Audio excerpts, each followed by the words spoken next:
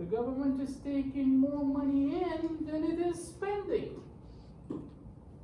Therefore, the government is saving when T is greater than G. When there is a budget surplus, the government is saving money. But when there is a budget deficit, the government is dissaving. It's really not saving anything. It is spending more than it's getting in. So this is basically the T minus G is your federal budget. And the value T minus G will determine whether the government is saving or whether the government is dissaving.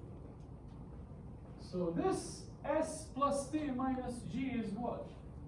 It's aggregate saving, right? It's total saving for the whole economy.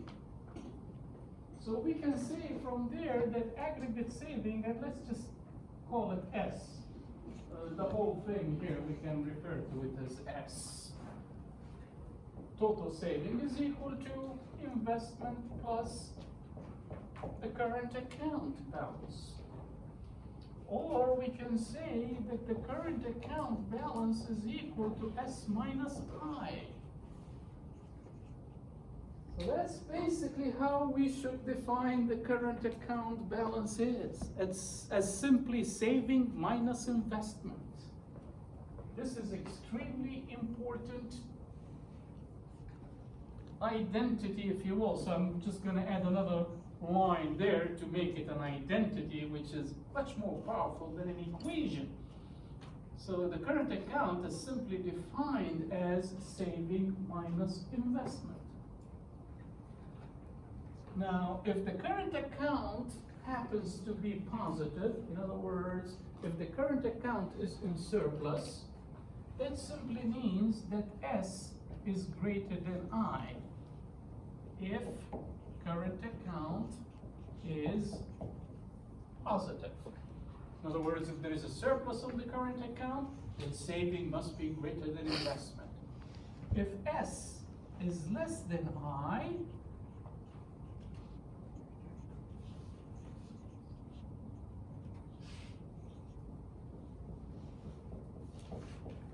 if the current account is in deficit.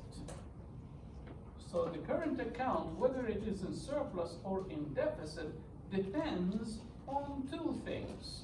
It depends on whether saving is greater than investment or on whether investment is greater than savings.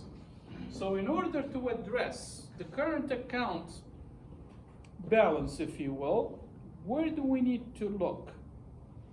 We need to look into these two most important macroeconomic fundamentals: aggregate saving, aggregate investment. This is where the problem lies. So basically, when we talk about the current account deficit and how can we address the current account deficit, it really has nothing to do with trade policies. It has nothing to do with tariffs. It has nothing to do with trade restrictions. It has nothing to do with trade quotas. When we want to address the current account balance, we have to look into saving and investment. So the best thing here really, for the US economy, for example, that has been experiencing a current account deficit now for the past 40 years, in order to address this problem, what the US has to do, they have to look into their savings and investment. Now, the US, of course, is one of the lowest saving countries in the world. In other words, we happen to save very little of our income. Our savings rate, national savings rate, are extremely low. They are the lowest in the world. Now, if you look at the aggregate savings rate in the US, it's probably around 24, 22%. That's the aggregate savings rate. Compared to other countries such as China, for example, Germany, Japan, whose savings rate is above 45%. So 24% to 45%, huge gap. Now, if you look at the US GDP, which where we started from right there, what is the component that makes most of GDP for the US? It's consumption. Consumption makes out about 75% of total GDP. That's huge. So most of our GDP basically comes from consumption expenditure, which means when your consumption is high, it simply means your saving has to be very, very low. So basically what we have to do in order to address the current account deficit in the US, we're going to look at our consumption and we're going to look at our savings. These are the things that we need to focus on. Now, what has the US done in order to promote savings in the US economy? Very little, basically. I mean, they try to change, if you will, laws and regulations regarding retirement accounts. In other words, they had tried to, if you will, promote retirement accounts by simply saying that, well, if you happen to save more, put more into your retirement account, your income tax burden will be reduced. In other words, it's just one way of shielding your income from paying taxes by simply putting more into your Roth, ROTH account, or into any other retirement account, savings plus account, or whatever. There are so many of them that the government obviously had tried to promote by increasing the savings rate. Also, what the government needs to do, basically, through the Fed, the Federal Reserve Bank, is try and encourage people to save more by putting more money in their savings account, or by opening more CDs, certificates of deposits. Now, how can you do that? The only way you can do that is by increasing the interest that you earn on those accounts. Right now, it's not very encouraging. Right now, the interest on your savings account is probably 0.45 of 1%. Very close to half of a percent, which is basically nothing. That's really not going to induce people to save more money. Same thing with the CD. The most you can get on your CD is probably 3%. And there's a lot of restrictions on CDs as well.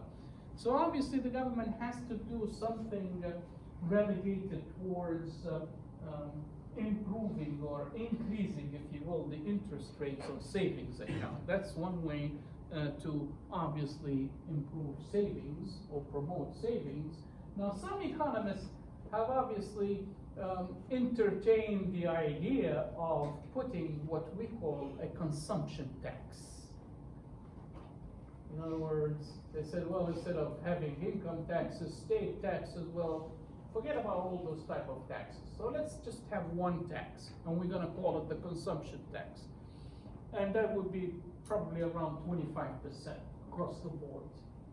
So you don't have to worry about paying any income taxes or state taxes at the end of the year, because you're simply paying one big tax, which is the consumption tax. So right now, what's the consumption tax? It's probably 7.5% sales tax, basically, that you pay on anything that you consume.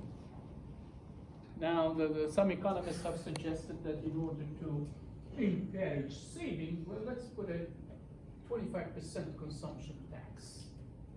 This will induce a lot of people to reduce their consumption tremendously, because nobody will want to pay 25% on consumption goods, basically. Well, that's really not going to work, and the reason is very simple, because this type of tax is a regressive tax. It's not progressive, it's regressive. So it's going to hurt a lot more people than it's going to benefit, basically. So it's, I mean, the government has done away with that type of tax.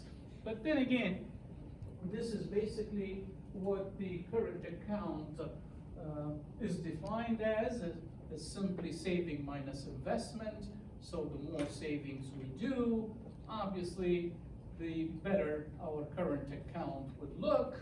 In other words, we would be able to attain a surplus.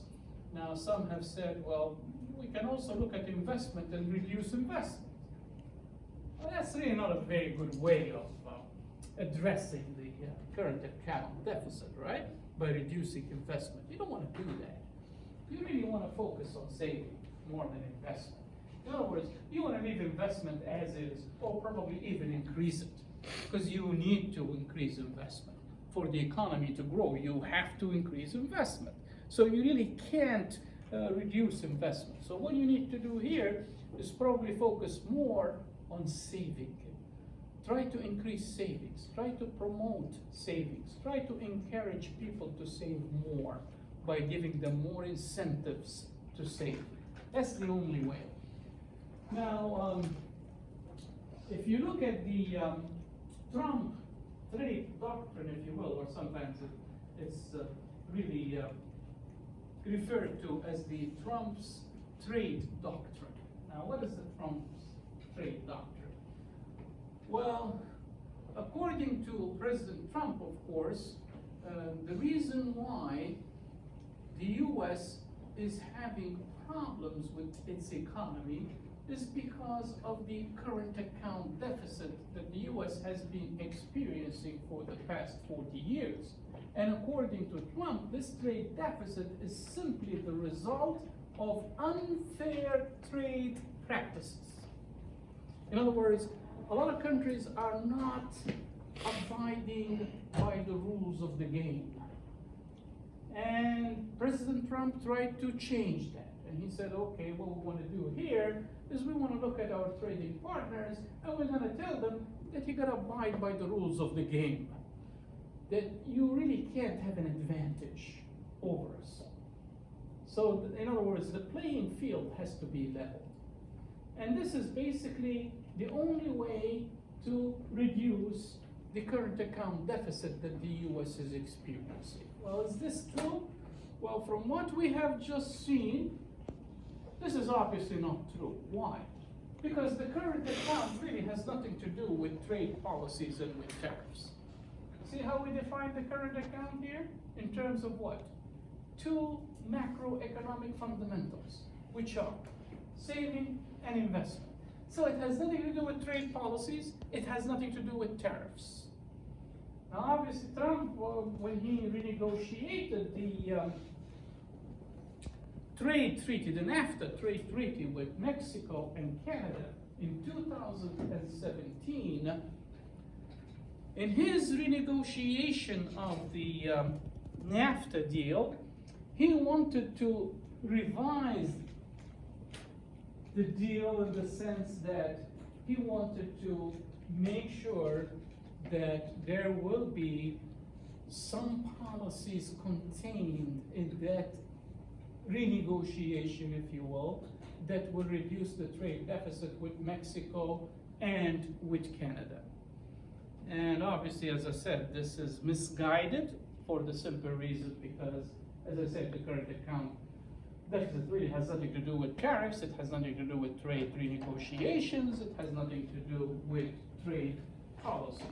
Basically, it has to do with saving and investment. And another thing, of course, also, is that bilateral trade relations do not affect the trade balance in any way. In other words, it is aggregate trade relations, not bilateral trade relations, that are important in determining current account balances. By that, what I mean is, okay, suppose you have a trade deficit with China,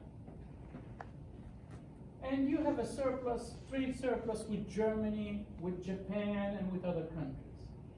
Now, obviously, when you look at the total picture, you could come up with a surplus on your trade balance. You will not have a trade deficit anymore. So, deficits based on bilateral trade relations is insignificant. It doesn't add too much. What is important here is aggregate trade relations. and not